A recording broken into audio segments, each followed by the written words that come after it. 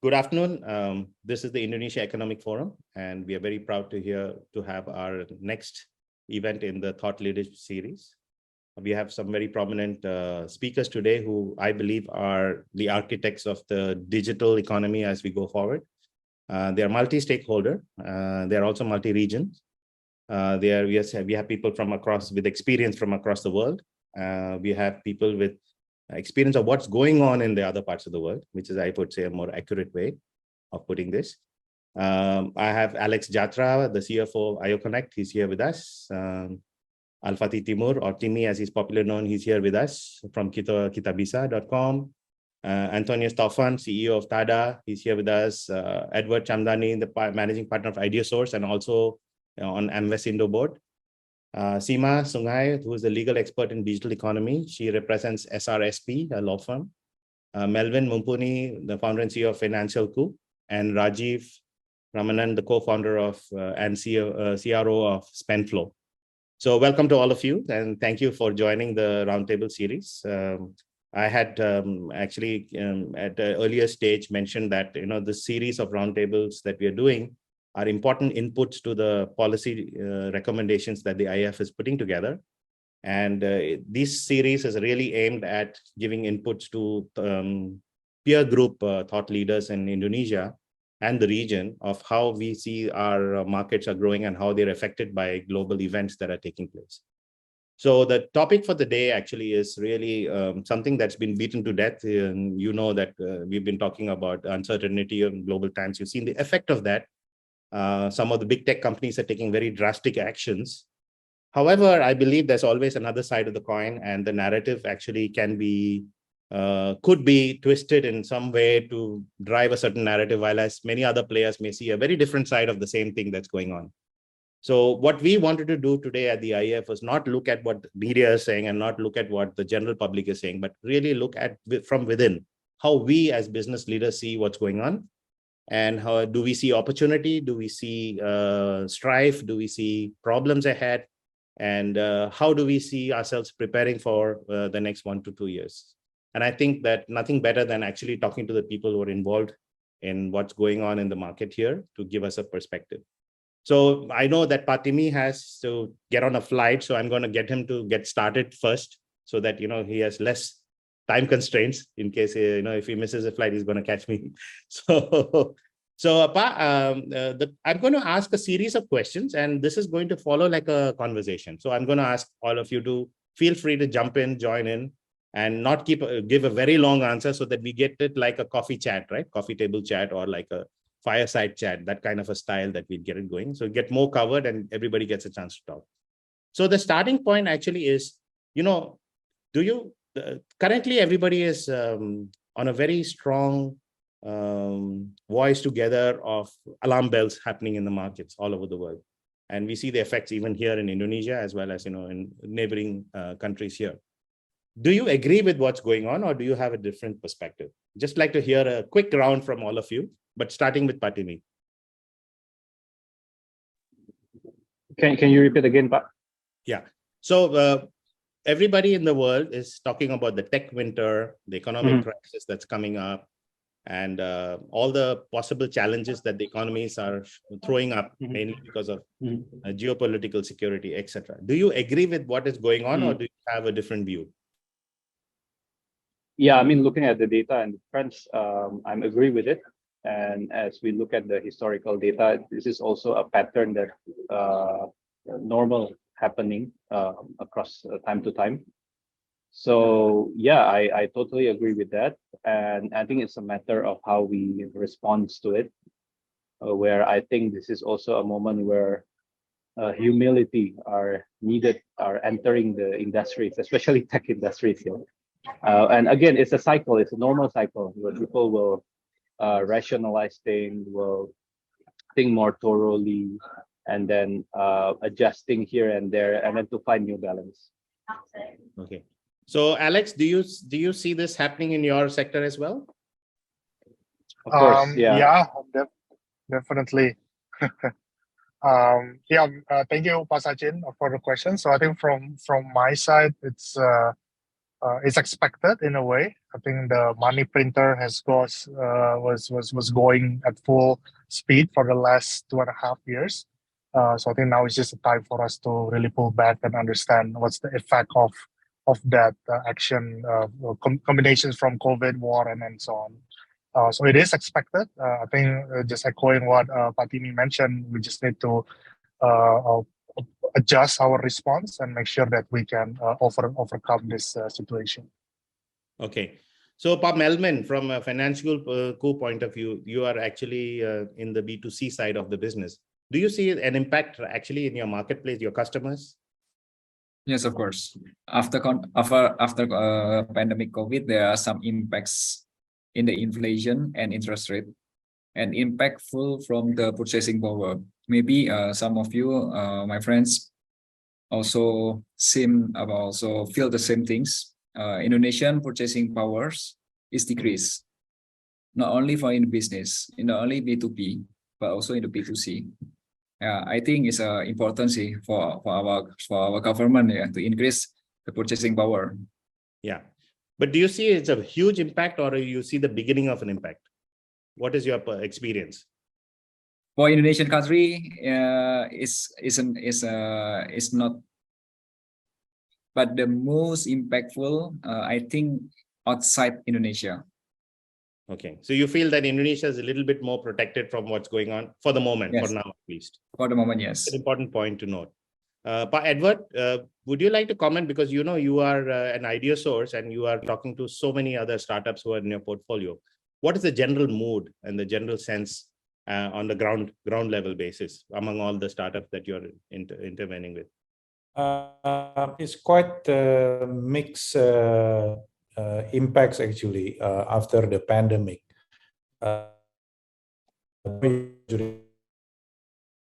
Is a lot of transformation is happening, right? Yeah. And then some of the sectors that is being accelerated because of the digital transformation will gain from that, but some for example in the B2B logistic, that manage the B2B is also impacted. So some of the fundraising process that already committed, sometimes term sheet already signed, it's being canceled because of this issue. But in general, knowing that I've been in this ecosystem quite long, I think cyclical cycle is normal. Yeah. Although we know that the situation right now is probably quite heavy in terms of the several sequences happening in the past, and recently also. So I think we'll see a longer term impact in terms of the downside and market corrections. But it should be also an opportunity for many of the startups. Yeah. So it's a good point taken. That it's a mixed bag of outcomes actually, and maybe there is something silver lining and something for the digital sector to look at. Taufan, you do a lot of work with a lot of companies here. Your product yourself in TADA is also a B2B product. But what's the mood that you are seeing among the dealers, the distributors, and that sector with what's happening right now? I think given the sector that TADA is in, we are quite lucky. We know that the economic is getting tougher, but because our product is helping the principal to push things to the distributor, nowadays they push even more. So the distributors are buying.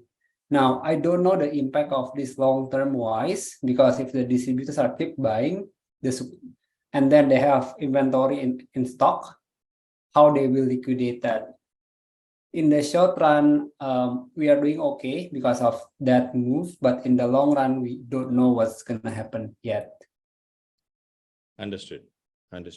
So Rajiv, you have a view of what's happening in the other markets, because Spendflo has got clients across, I think, 50 odd countries. What's the sense of what the mood of the business community by itself? Would you like to share that? Sure. See, Thanks, Sachin. I think it's a great question because it sets context of what's happening around the world as well. So as we saw, global economy is actually in an uncertain state, right? So the free capital days are over, which means that the cost of capital is increasing, and public company valuations have corrected a lot on the tech sector. At least there is a 70% drop in value in most companies. So which means that the companies that have raised a lot of money in the last 2-3 years, which were actually not the norm but an aberration, are now struggling to grow into that valuation. So along the market correction, they also have to change some of their business models to ensure that they are able to grow into the valuation that they want to, right? So say even you can see that is one of the main reasons why today a lot of companies are investing only in key initiatives, only core focus. All the ancillary initiatives are not being focused on. Second, from a resourcing standpoint, hiring, they are very, very measured about what skills they are hiring for. They are not going to be hiring in masses like they used to. And third is even from a product standpoint, because Spendflo does have a view of all the SaaS products that are being used across, we also see that the must-have products like the Cloudflares of the world or Salesforce of the world are still continuing to grow. But any nice to have products or services which are not like which are an extension to something that is already available or can be done through other channels are actually seeing a big slowdown. So this has to improve over the next 1 year as the market stabilizes, the inflation is under control, people get confidence to invest more in this asset class from a VC standpoint, then I think it will correct. But the next 9 to 12 months, people are expecting it to go a little slow. So actually, if this is considered a trigger moment, right? There's always a trigger moment that has an outcome. The last big trigger moment was the pandemic, which triggered all this Zoom communications and, all video platforms. So people could communicate because that was the need of the hour. People could not talk, they could not meet, and therefore they could discuss online, right? So there was a huge boom there. Do you see this particular situation as being a trigger for SaaS industry as a whole? Absolutely. I think SaaS today, if you ask me, Sachin, when companies have growth targets to meet and they have to grow fast, but they cannot hire, the only way they have to do it is through automation and digital transformations. And digital transformations are going to be driven by adoption of more technology. And today you have technology that is available to automate almost every process that you can think about. So I see that this to be a great opportunity for SaaS, especially B2B SaaS, because you can pick and choose problems that you can solve for, and people are okay to buy point solutions rather than invest in a huge transformation initiative with spanning several years. Those kind of initiatives are going to be slow. But to drive momentum, there are options available. Okay, great. So Seema, I'm going to come to you. You've been following a lot of the digital sector here. Do you think we have a good legal framework at the moment in Indonesia that allows for companies to be more aggressive on digital transformation? Or what's your state of the affair right now from a legal standpoint? Good afternoon, everybody. Thank you, Sachin, for this opportunity. So a good question. Are there sufficient laws in place and do they need to do more? For now, it is sufficient because at the moment, the government is really pushing at digitalizing every sector, every ministry, every department. So you do not want to choke that growth with more regulations, right? The moment you start bringing in too many compliances, you're intimidating the investors. What the government is right now doing is encouraging everyone to go digital, especially after pandemic. And I know because we are the users of all these systems that are put in place, that how the government has moved from physical, document submissions to everything online and digitalized. So right now it's good because the latest regulation or the law that came out was with respect to personal data protection. Regulations have to come out. But yes, at the moment, I would say this is sufficient. You don't want to discourage investors with more regulations because the moment you start plugging in this requirement, that requirement, it actually becomes a hindrance for smooth functioning of the company itself. For now, I think it's sufficient. We just need to make sure there is enough coordination between the ministries. Our challenge is, one company having to deal with two different ministries on the same subjects, and we do a bit of running around. For now, it's good. Yeah. Okay, that's good, because I think, the concerning thing would be if there are some major changes to the labor ministry, for example, because of the layoffs, etc. So, these are the kind of things that can come in the way because they're triggered by a situation which can lead to social unrest and things like that. Yeah. Okay, so we're good for now. Yeah. I'll come back to Timmy. Timmy, as somebody who has set up the Kitabisa platform, and you are also a heavy user of technology, etc. How do you balance between, a short-term activity that you need to do, a short-term priority that you may have right now because of the situation? How do you balance that with a long-term goal of where you're trying to go? Because, what you need to do now is respond to the current situation, but at the same time, some of those decisions may come in the way of your growth. What goes on in your mind when you consider these kind of things? Yeah, I think I agree with Rajiv's points on which one is must have and which one is a nice to have. I think in times like this, you need to prioritize and double down on things that you really believe solving the pain point of customers. We always have temptation to do many things, right? But during times like this, focus and prioritization is very important. And when it comes to technology product, it's get even complicated, right? If you want to build something big, you're going to lock the roadmap. So you're going to be patient. And sometimes that's, I think how to balance it is still an art. I haven't figured it out fully. We call it big rock and small rock. Like if it takes more than 2 months, we'll do like big rock. But I really want to see the impact. So that's small rock, but small rock is not that big impact. So I think balancing those two things is a never-ending journey of being a founder. But yeah, I think times like this make us more thoughtful, more mindful on deciding strategy, especially with a very limited resources. Very good. So, Alex, would you like to take on from there? And any immediate comments or reactions? I think from my side, I think it's pretty similar according to me as well. We have a scale team and we have a lab team. So at least on the scale team, it's already our core business. Unit of economics are really clear. We just need to scale, find more sales team, do a little bit of marketing initiatives. Whereas the lab team are basically the 0 to 1 projects where we're creating new value-added solutions, new businesses, stuff along those lines. But I think nowadays we limit more of our lab team approach and lab team strategy to really make it a bit more shorter term and less milestones compared to before. I think we're scrutinizing a little bit more, make sure the budgets are basically still in a very disciplined manner, and ensure that actually what our initial thesis for the 0 to 1 projects is actually achievable or not in a very short time period before we spend again 2 quarters, 3 quarters on something that is not proven yet. Sure. So, Melvin, how are things in financial for this? Yes, we do the same things here. We prioritize, we not reach everything.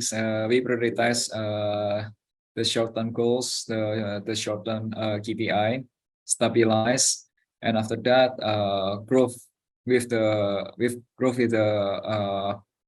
what it kind of positive growth lah. After that, but the main focus is stabilize everything, not reach everything, just focus. Very good, very good. But Taufan, in TADA, how has been your approach? I think you have the same approach, Sachin, with everyone.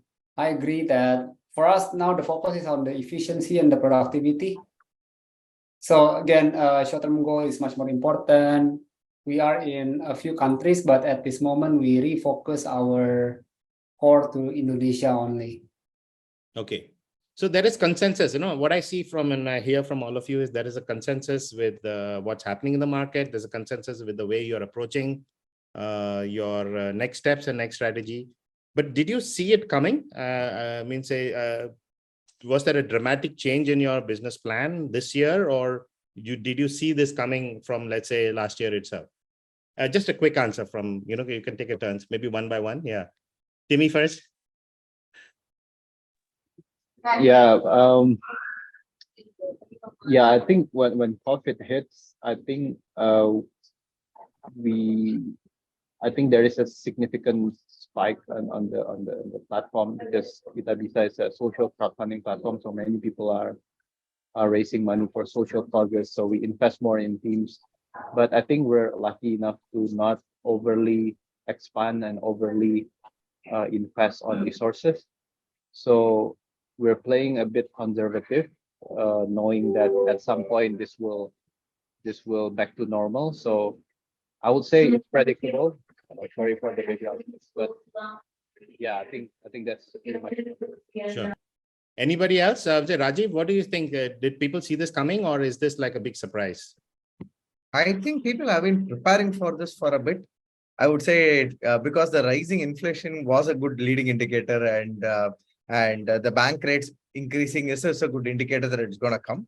I think honestly speaking, people have done a good job by not increasing interest rates drastically and causing a huge recession. It is actually a soft landing, in my opinion, and people are taking it slowly through the process.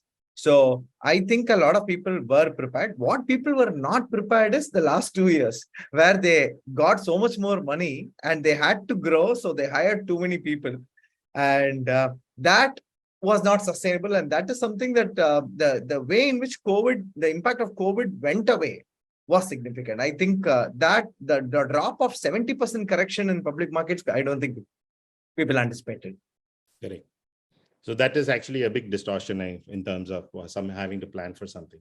All right, good. So, I'd like to actually ask you a little bit deeper that, having faced this, and okay, these are given things. Even I'm the CEO of a company, and we have to tighten our belts and we have to start looking at how we do things. However, have you seen a lessening of opportunity? The business opportunity ahead of you for your own respective businesses. How do you see that, assess that? Has that opportunity reduced, or has that opportunity significantly increased? I mean, what are your growth prospects like? How do you see it for your own respective business if you do the right things?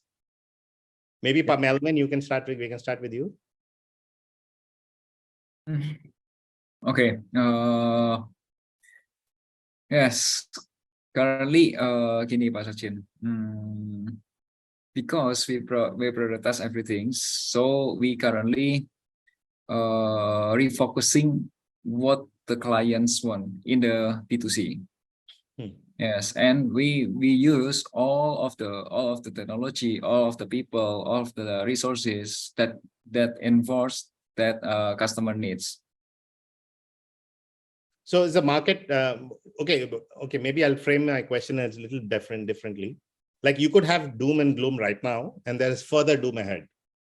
Versus there is doom and gloom right now, but we fix it, but the opportunity is huge. And that's a country factor as well, right? And we are talking in the context of Indonesia. Do you see a lessening of business opportunity in Indonesia going forward because of what's going on this year? No. But the customers' wants is changing, but it's not losing.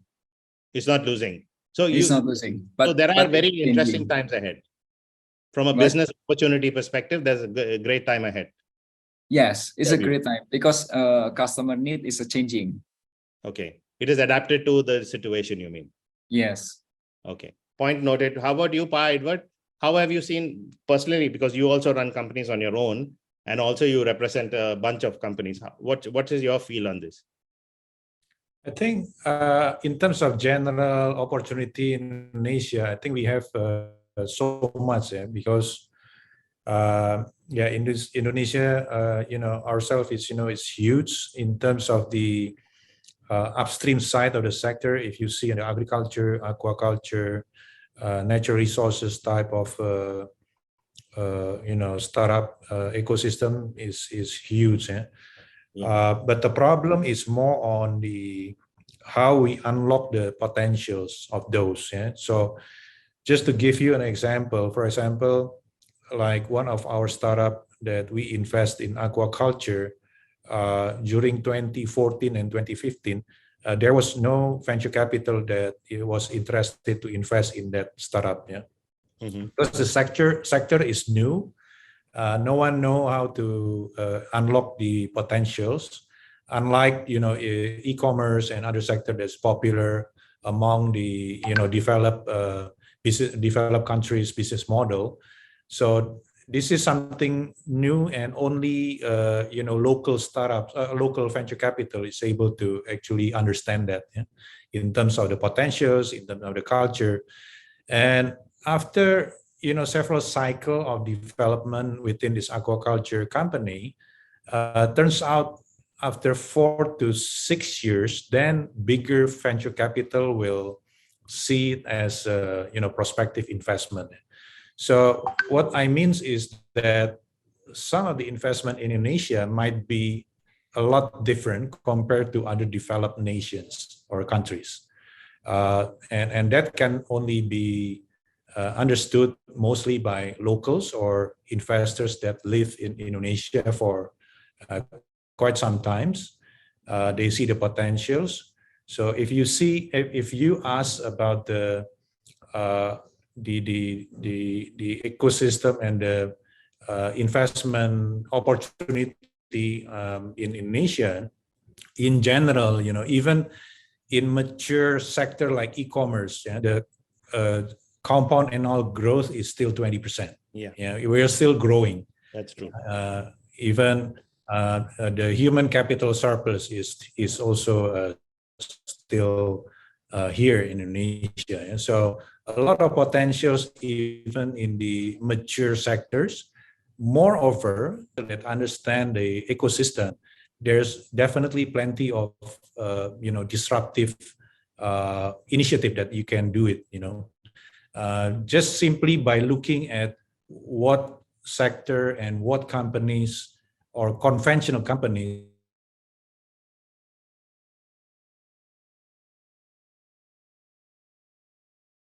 Edward, I think we've lost your voice. Let me just continue this. So while we wait for Edward to be back, Taufan, I'll ask you this. Edward actually made a good point, that at times like this, new sectors get revealed and new opportunities in the business get revealed, because there's also an optimization of the industry or the sector. Upstream, downstream gets optimized. And when that happens, it opens new opportunity. And that's when you see new startups, new companies coming in. It's a great phenomenon, because only in times of trouble does solutions like this get further amplified. So how do you, have you seen, Taufan, have you seen such kind of activity of how business processes are changing among your client base? Yeah. So Sachin, we have two products. One is for B2C and the second one is for B2B. Now, after COVID and during this time, actually the B2B one takes off a lot more. The reason is that now corporate, they try to automate the whole distribution points, and they use our system to do that. So because they try to also minimize the labor and everything else, in my opinion, software is growing, because that's the only way that's one way you can automate your processes. Good point, Pa. So, Pa Alex, I want to ask you this. You are in the fintech sector. And one of the biggest challenges we see, or at the same time, it's also an opportunity, is the low digital literacy rate of Indonesia and some countries around ASEAN as well. Just because people have a handphone and they use it for, social media messaging doesn't mean that they're using it as a productive tool. And this is an old problem, and so it's not new.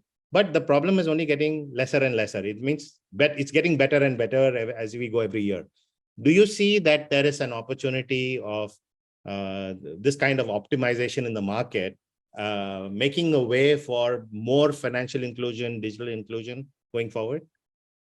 Is it a trigger point, I mean? Yeah, no, thank you. Good question, Sachin. I think in Ayoconnect, we provide a B2B fintech infrastructure provider. So thankfully, with the latest COVID situations and all of the people are actually tightening their belts, they want to start outsourcing their non-core fintech business, right? So if something that is none of their core, they actually can use external resources rather than utilizing their own payroll and ultimately reducing their operations.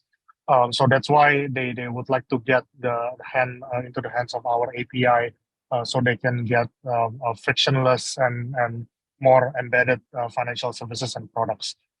So this again will develop a more holistic and embedded experience for all of the end user, so that the end user they don't need to actually go to different multiple apps to access the same kind of financial products and services.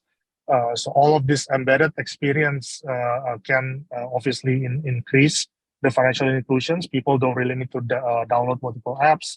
They don't need to go through the hoops of opening a bank account, for example, going through the branches. They can just do it digitally. And obviously, I think just touching a bit on that, all of the regulators also supporting from QRIS, from BIFAS, especially on the fintech side, there's a lot of support to go into the digitalization. Okay, that's great, Alex. I can see that the opportunity is unwinding. As we look at what you're saying, we can see where the opportunity is going to be presented. Seema, have you seen any traction among the clients that you're dealing with? Have they started thinking any differently? Are they looking at investing or adding to their investment portfolio because of what's going on now? Or are you seeing them pull back and step down? Well, slightly different from the other sectors. I think what I see is, apart from what is happening outside of Indonesia, typically there's a slowdown during the New Year time, right? The investors and the clients are just, looking at, okay, we'll go on a holiday, Christmas holiday, New Year holidays, and then come back and then say, okay, now let's see, expand business and diversify, things like that. Now, there is an upward trend, but then there's a slight slowdown as well, because this is the general normal trend. I've been here for 16 years now, the 17th year going. Christmas, January, we slow down and we pick up well. The clients come, new clients come, they invest. Now, what I see the trend is all in the IT sector. The clientele that come, they are looking at investing in the IT sector because that is the happening sector at the moment for Indonesia. And we naturally slow down during the Ramadan time. This is the cycle for us from the legal sector. There is an up and then we stabilize and then we slow down. And then by June, July, we will have a clear idea of how aggressive the clients are going to get, because this is still, they're testing, they're holding on. COVID, everyone withheld their expansion, their new investments, and it was a wait and watch period. Now they are in that period, they want to. We've had a few new clients coming in for incorporation and expansion and having business, relationship with different ministries and stuff. But I think we'll get opportunity is huge, but we'll get a full clear picture by June. After the period is over, we'll have a full-fledged idea of how, the clients are going to respond to this situation. Okay. Yeah. Thank you, Seema. In fact, I think this is a good time to pick up on this thread about, this talent overflow, because talent overflow is something that is going to be playing a very big role in what happens next. And what I mean by that is, if you're looking at these large numbers of people being laid off, the numbers are much larger if you look at the big tech companies and you look at some of the US companies. In Indonesia, the numbers are fairly smaller. However, as talent gets released back into the market with a little bit of reskilling, they are now available for another group of companies to be, hired. And we've seen that the layoffs from the large tech companies tend to benefit the smaller companies who earlier did not have talent. Now they have access to talent because suddenly these people are experienced in the larger companies. They've got network with them. They've got certain skills which the small companies did not have. Maybe the big company did not need that talent, but the smaller companies see it as an opportunity. So I have been speaking to a few companies who have looked at establishing a better team, or and there I know I've met people who have been laid off, who've been looking at, look, this is a great thing. I got a startup idea. Maybe I should jump into startup. But the problem is that availability of capital may be a big challenge, right? So there's a big bunch of factors around this whole thing. But if you were to fast forward 2 years, 3 years, what do you think, in your personal opinion, would be the real impact of these layoffs? Do you see the talent overflow is real, or are we just imagining? Do you see that it might actually help in triggering another big round of digitalization, because now talent is available to more? It's more democratic, right? More people have access to being able to hire, even if it's full-time or part-time, but that talent did not exist or was not available, I would say. Is the availability going to impact things as we go down the road in your sectors, in your respective sectors? Maybe a little bit from each one of you. Start with Timmy first. Timmy, what's your time? How long more can you stay? Can you just tell me? Yeah, probably last answer if you don't mind, but Yes, we'll start with you. Okay. I might not have much strong opinion about this, but yeah, I just read the news that the government through the GovTech also hiring big time for other digitalization on the government sectors, and I believe it's a good safety net for this talent from private sectors that get laid off, and they're doing amazing job. Look at the Wartech, the education, the health minister. So I would like to see more people joining tech talent, joining the government, doing the digital transformation, and will create an amazing impact. And I mean, government are more stable than us, the private sector, so that might be a good friends going forward. The only sector that doesn't do layoffs. That's correct. Yeah. But you know, this is right. I've been talking to many government institutions because being part of the economic forum, and their digitalization teams have been really lacking good people. And that's been the one thing that has been holding them back and forcing them to work with private sector, because they didn't have anybody from within. You know, they needed an internal champion. This might be that opportunity, I think. And so it's a good thing. I would say that there is always a silver lining to the cloud. So, Edward, I wanted to ask you, sorry. Pa.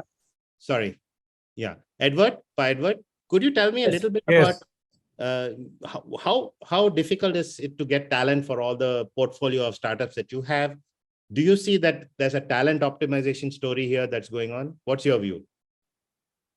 Yeah, it's I think depending on the segment or sectors that you are looking for, in general, yes, it's quite difficult to get the best one. So in our case, we have one venture builder that because of those problems, we create our own academy actually, and among this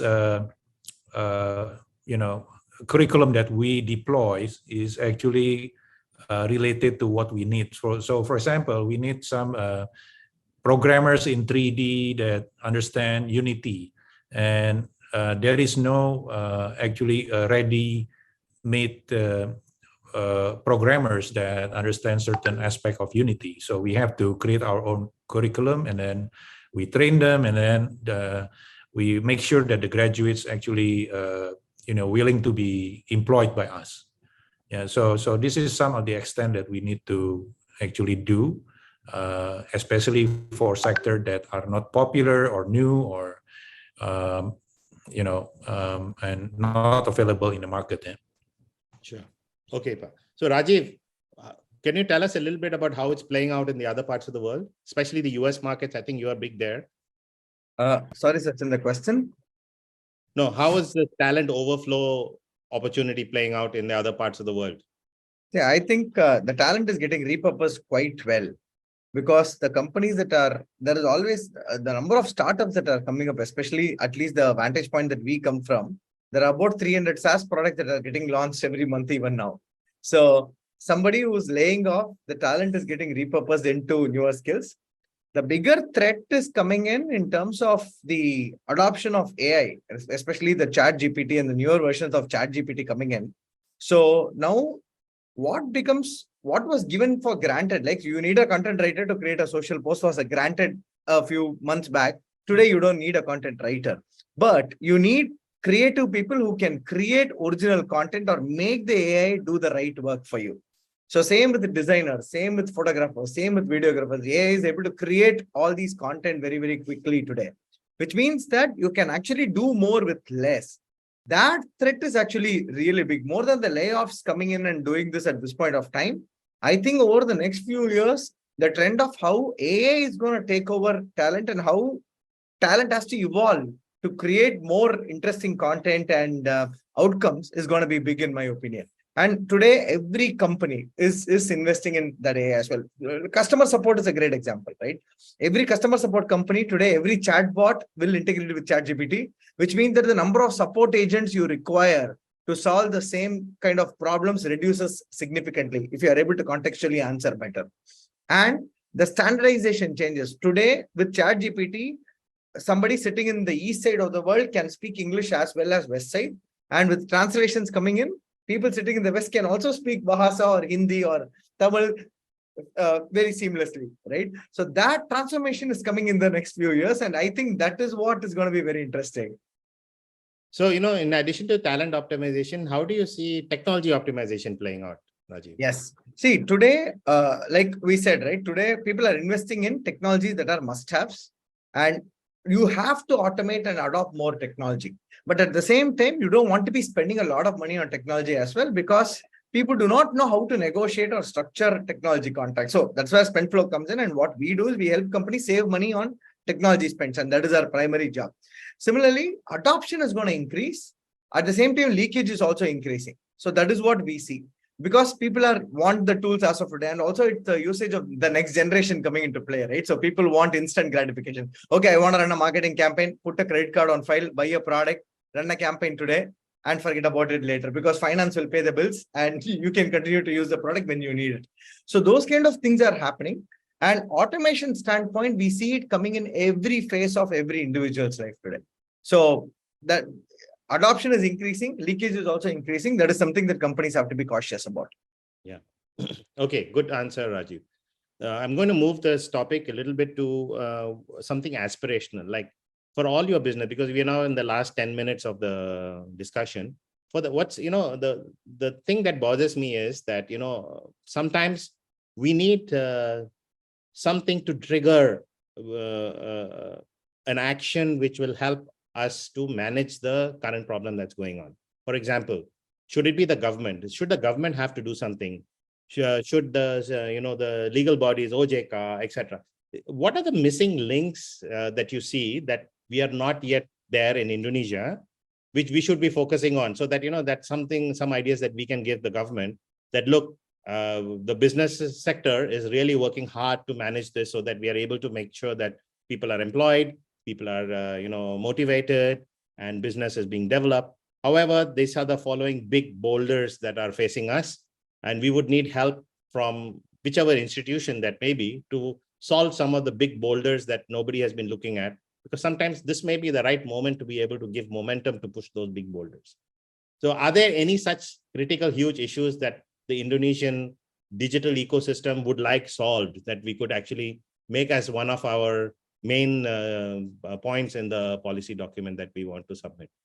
I'll go around the room. Maybe Melvin from Finansialku first. Thank you, Sachin. In my industry, personal finance, the main concern is the number of advisors, the financial advisors licensed and knowledgeable and experienced in the industry.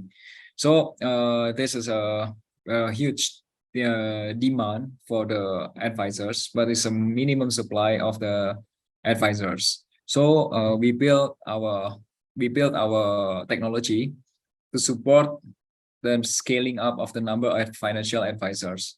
Mm-hmm. So we changed the way we look the problems. We changed the point of view.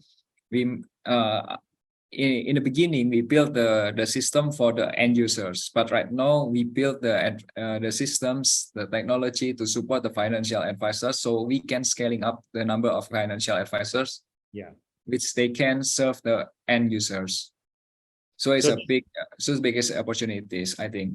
Okay, so that's point noted. It's a good point to include here. Alex, how about you? Any big boulder you think we should be able to lobby for? I think from my side, I think fintech is heavily regulated by both Bank Indonesia and OJK. I think both regulators have pushed a lot of nice initiatives, as I mentioned before. So now I think it's quite okay from our side. Because we're also licensed players, so we are basically quite close with them to really understand what's the path moving forward. So not just the release regulation, but also we're helping them to also formulate some of the other ideas comparing to foreign countries and see what works there and try to localize it to Indonesia.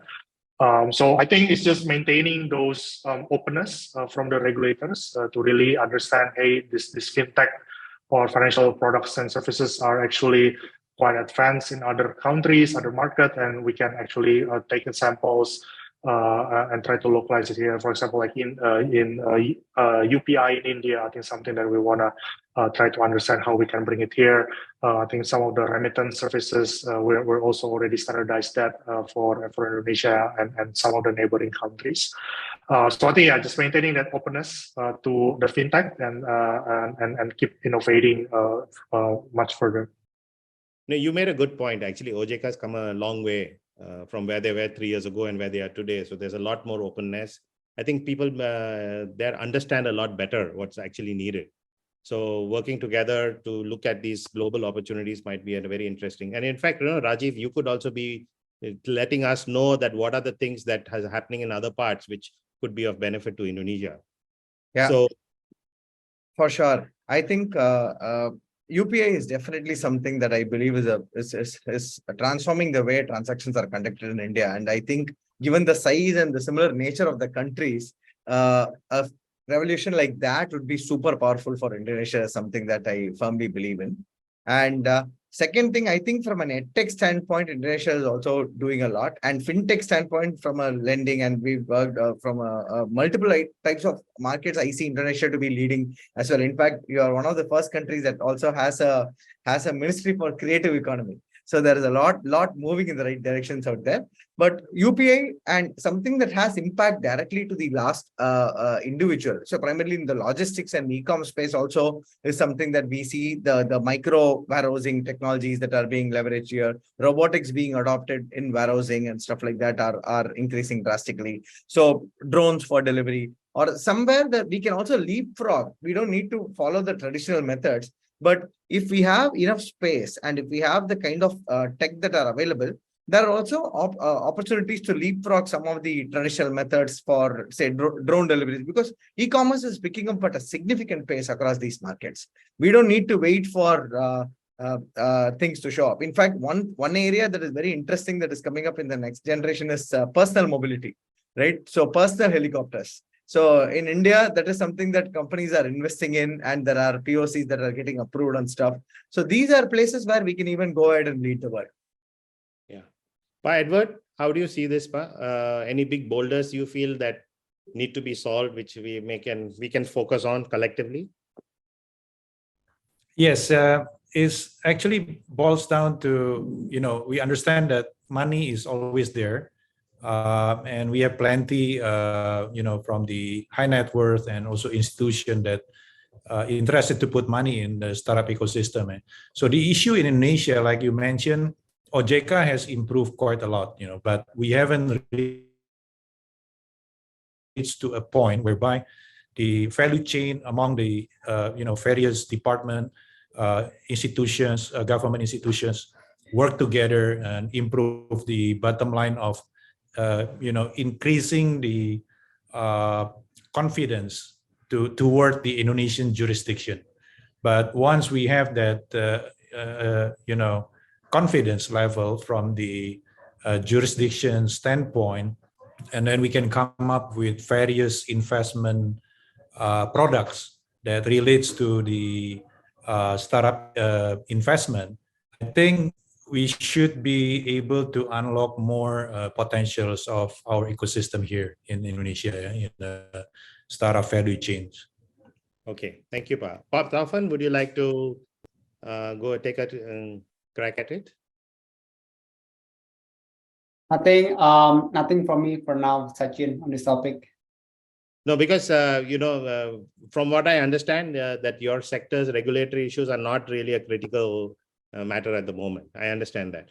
But have you seen anything like that for your customer, on behalf of your customers? Some of the largest companies are the customers of TADA. Do you see them struggling with any regulatory issues, etc., in the context of digitization, I'm saying? Is anybody experiencing anything major that needs to be resolved? I think for them it's more about the tax issue rather than the regulations. Yeah. because the tax regulation keeps on changing, and that affects our programs. It's the loyalty points. Yeah.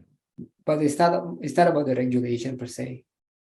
So the tax issues, and in fact, you're saying that the tax issues are there's no consistency in the approach, or no consistency, and sometimes new rules, and sometimes the rule is there but it's gray. It's okay. either black or white, so people have to guess. So Seema, what is your view on this? How do you see? Sure, go ahead. Yeah, just to add a bit about the comment from the Taufan. It's true in a way that tax is the issue, but it's also the coordination among the institution, government institution. So I would say that probably having like how do you say that, a special zone, a special economic zone, I think would actually improve or make it more possible for us to combine all the issue that we have in the regulation, tax issue, coordination among institutions. So if we have that, put it in one building, for example, as a economic zone, that would be ideal for us, I think. And that will also help to incubate some of the ideas before they take it to a larger part of the country, right? Yes, exactly. Yeah. It's a good point, actually. In fact, using that special economic zone as an incubator, that's something that's worth looking at. Seema, what is your view on what needs to be done from the tax perspective for the digital industry? I'll talk more from the perspective or as a user of the systems that have been in place for different departments, because I'm the user. And just to give a background to my co-panelists here, that I came in 2006 when incorporation of the company took 6 months. And today, the same work is done within a span of 10 to 15 days. That's the transformation, right? I'm a user of the various systems that are in place put in by the government. Now, the challenges that I face during my day-to-day operations of, helping clients is technical issue. Like the previous question you had was that, what do you do if there is layoff? I think the suggestion was that the government should absorb, rightly so, because to resolve the technical issue, it's taking a long time, which actually defeats the purpose of digitalization. We're back to going to the departments and asking them where the issue is, and sometimes they're not able to answer because the one to resolve the issue, the technical assistance, is outsourced. So that delays the whole process and the purpose of digitalization. So my colleague was saying, Miss, this comes down to hybrid. You have to, your submissions are online, is digitalization, but then you get stuck because of technical issue, which is not resolved for weeks together, and then you're back to square one. So the suggestion from our side would be to ensure that these technical issues that the users face should be resolved, and they should have in-house talent to resolve such issues rather than being outsourced to third parties, because that delays. So the challenging part is that someone understands the subject, someone understands the software, but they're two different people, and I'm the user. There's no coordination to resolve this issue. That's a good point, actually. Yeah. And you just made a good case for more SaaS products to be here, because these are all, government is a big user of SaaS, and they should be using solutions that already exist. Sachin, the transformation has been incredible at such a fast pace. Like, I'm the user, I know how the NPV pays, the tax numbers come out within a span of few seconds from applying, which used to take weeks together earlier, right? The transformation is incredible. Yeah. But then there are challenges. Okay. So I think we got a wrap now. Edward, you have to also leave now, I believe, right? So what we'll do is we'll take this forward. I think we've got some good points from everyone. Thank you all for joining today. I like to stick to the timeline that I promised. We'll take some of these discussions offline. So if there are some follow-up questions that we may have to complete the document, I might send you a few questions which you can reply to on email. And that will help us to complete this document. I think we covered most of the things that we wanted now. I do see there's a strong opportunity ahead of us. And if we get tighten all our belts and look forward, the digitization or the digital opportunity in the ASEAN region has not changed. That opportunity, in fact, is even bigger and even more because optimization leads to more digitization, the way I see it. So last words from you, Rajiv, anything you'd like to add here before we cut off? No, I think we've covered a lot, Sachin, today. I think this panel has been extremely insightful.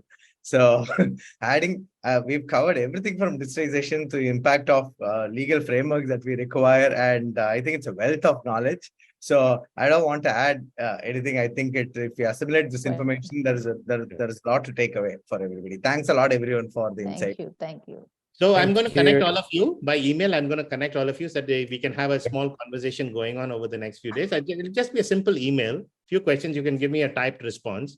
Our team will try and put this down into a document in about 4 or 5 days from now. So we'll have, a good account of what was discussed. Thank you so much for joining.